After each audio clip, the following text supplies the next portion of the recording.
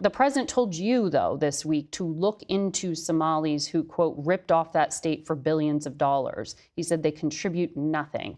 What exactly are you investigating? Well, Margaret, to be clear, the initial fraud that was discovered by the IRS, for which I'm the acting commissioner, is discovered by IRS Criminal Investigations Unit. This was not an endogenous thing that the state of Minnesota decided we had to go in and clean up the mess for them, and this is part of the continued cleanup.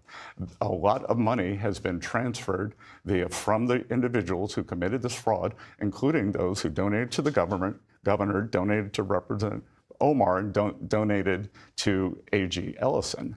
But they've been transferred to something called MBSs.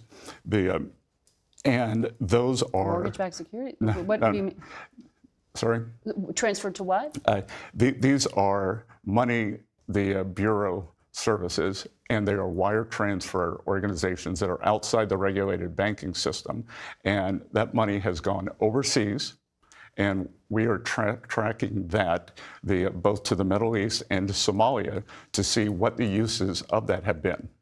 Okay, but you have no evidence of that money being used to fuel terrorism at this point, which is what some conservative writers are alleging. That's why it's an investigation. We started it last week. We'll see where it goes. But I can tell you that it's terrible.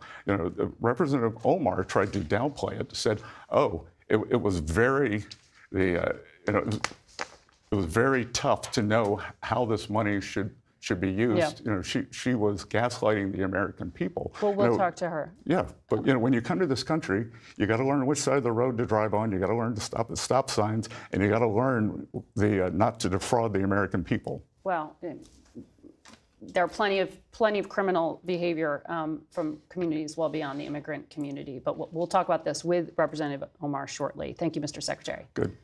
We'll be back in a minute. Stay with us.